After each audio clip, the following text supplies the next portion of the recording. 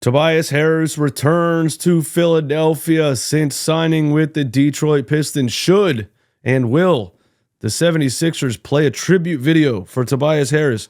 Kelly Oubre had a comment on Tobias Harris, which I thought was slyly funny. Clips of Paul George working out after shoot-around, something Tyrese Maxey has added to his game that nobody saw coming. And NBA ratings are down across the board, and we're going to talk about why.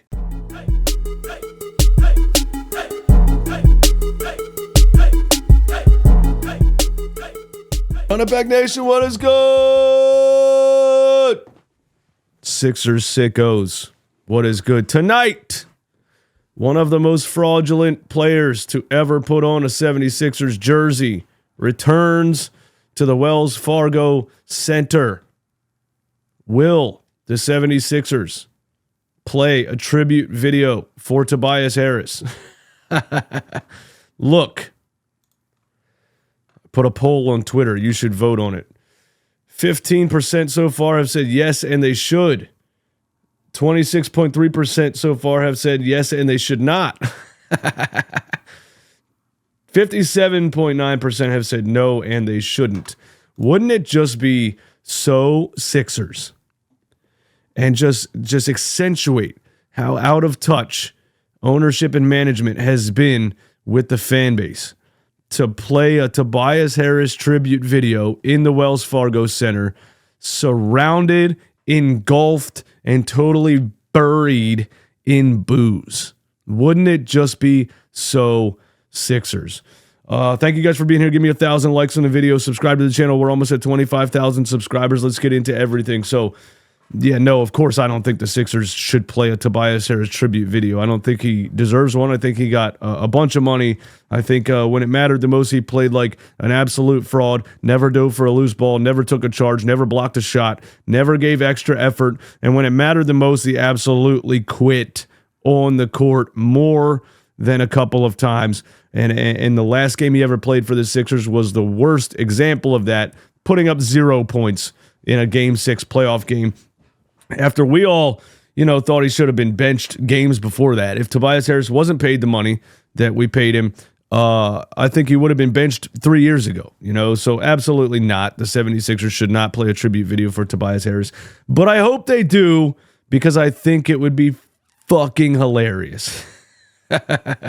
Give me your thoughts on that in the comments. Kelly Oubre had a comment on Tobias Harris, and I think it's actually funny.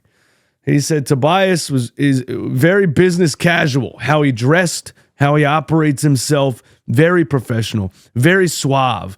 Tobias is a great dude, man, but on that court, it's going to be a different story. We got to go out here and win for the 76ers. I love that over the course of his career, and really any player who's a fraud on the court, people have to reach for good things to say. They did this about Ben Simmons, he's a good defender, whatever. They did it about Tobias Harris, locker room guy, nice guy. He dresses business casual. What kind of fucking reach is that, dude? He dresses business casual. People would even bring up his charities when talking about him. Somebody just did it again to me yesterday. They were like, I like him for what he did for the community. I don't give a shit, bro. He's not a philanthropist. He's a basketball player. Do something on the court. How about that? Cool, you run charities. That doesn't win me games, brother. Anyway, I think it's funny that Kelly Oubre said all of these things and never once said he's a great player. He could have just to be nice and respectful. He could have said Tobias is a great player. Blah, blah, blah. It literally business casual, how he dressed, how he carried himself, and he's a great dude. Fuck you, Tobias Harris. Fuck you, Tobias Harris. For those that still wonder why I hate Tobias Harris so much, just watch the clip of him calling out Sixers fans. The whole crumble cookie thing, man, okay? If you haven't seen it, you're behind the times anyway. Paul George was running the stairs after Sixers shoot around, and he's not playing tonight against the Pistons. He hyperextended his knee in a preseason game, but he's running the stairs. That's a good sign, of course. that he's running the stairs, not having pain. If he had pain in the knee, he wouldn't be doing things like running the stairs. I was like, he's running the stairs. He has no pain in the knee. He said he feels fine. Why isn't he playing? But I guess, cutting and jumping and changing direction, you want to keep testing everything to make sure everything's absolutely ready to go. So I understand it, even though I'm frustrated because, we're excited to see him play for the Sixers. He's running the stairs, so that's a very good sign. That's definitely way different than the whole Joel Embiid fiasco, because at least we know Paul George has an injury. The 76ers got fined for lying to the fans, and then they admitted that he has a knee condition. That's in the report. I forgot to say that yesterday. Basically, the NBA forced the 76ers to admit that Joel Embiid has a knee condition. That's why he's not playing. And they got fined because they didn't say that to the fans. They told the fans, Joel Embiid's in great shape coming into this season. It's going to be a great season. Paul George, Joel Embiid, Tyrese Maxey, everybody buy your season tickets now, buy your merch now. They lied to the fans. Let's call it a buck. And that's why the NBA fined them. But at least the Paul George thing, we know what the injury is, and we know he's going to come back soon. Would have been nice for it to be tonight. But it is what it is. We got to wait. Okay. Tyrese Maxey in practice working on post moves. I think this is interesting. And I remember in the summer, the fucking what's it called, bro? Training camp that Tyrese was working on some post moves in training camp. And I was saying, is Tyrese Maxey about to add a post game to his game? Like, is he about to add some post moves to his game? And he's done that a little bit. I mean, the dude's becoming a version of Kyrie Irving. And, he already has the finishing. Obviously, he has the three-point shot, the mid-range shot. Now he's going to be taking point guards into the post and getting buckets that way. And so he's been working on it. He's still working on it. And actually, in the Pacers game, he did a turnaround hook shot. If you missed that, if you were just watching the Eagles game, the fourth quarter of the Eagles game, or other NFL games, you didn't care about this game on a Sunday. He did a post move in this game on Andrew Nembhard, and here it is. If you missed it, get in the post, get physical. Oh, big body. Let's go. Turnaround hook shot. Bang. Look at Tyrese getting down there and getting physical on Andrew Nembhard, throwing some bows, throwing some shoulders. Yeah. Get some of this. Get an elbow to the neck. Nembhard gives him a push, turnaround hook shot. Bang. Just another thing Tyrese Maxey is adding to his game that could,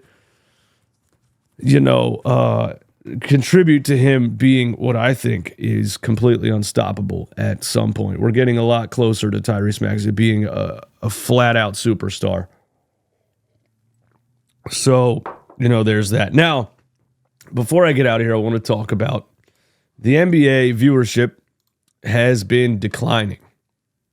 Let me know and give me your opinion in the comments. Just straight up why in the comments. It's proof. Here's all the numbers, and I'm going to tell you why I think. You tell me why you think NBA viewership is declining this season versus last season and years before. And don't give me illegal streaming BS, because illegal streaming's been out for a long time. So that doesn't explain why it's declining more this year than years past. ESPN's opening doubleheader averaged 1.6 million viewers, down 42% from 2023's debut with Victor Wembanyama. I mean, that's Victor Wembanyama, but 42% is a lot.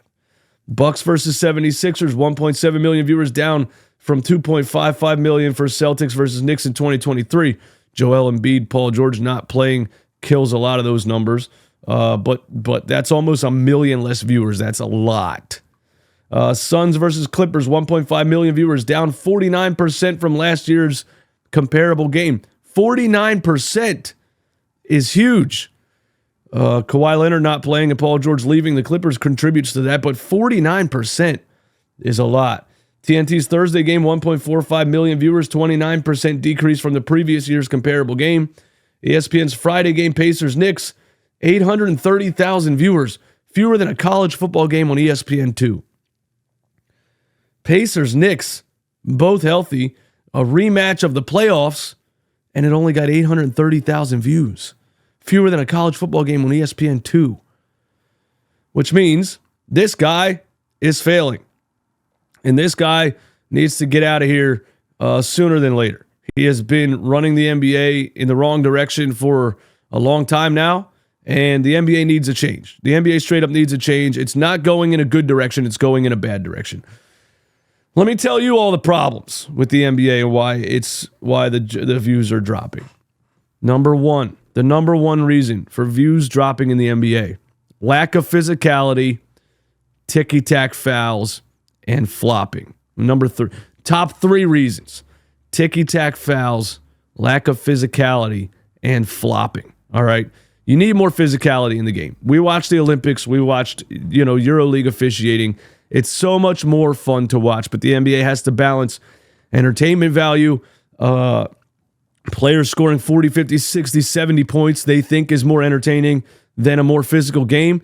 The numbers suggest that's not the case. The game needs to go back to being a little bit more physical, not so many ticky-tack fouls. Nobody wants to tune in and watch players shoot 25 free throws. They just don't want to see it. And yes, I am a Sixers fan. That includes Joel Embiid. Nobody wants to see it. The sweep through, the lean in and flop, all that bullshit, stop calling it. They need to stop calling it. The problem is these NBA officials don't know how to stop calling it because they're so conditioned to call a foul when somebody throws themselves on the floor that when somebody doesn't throw themselves on the floor, they don't call a foul. NBA officials are totally duped by flopping. Flopping has absolutely ruined the game. You got Jalen Brunson out here playing the game sideways, playing the game like a fucking crab on the beach, sliding left to right instead of going towards the hoop because he's just trying to get contact on this side, on that side. He's like a girl fucking twerking on the dance floor with her eyes closed.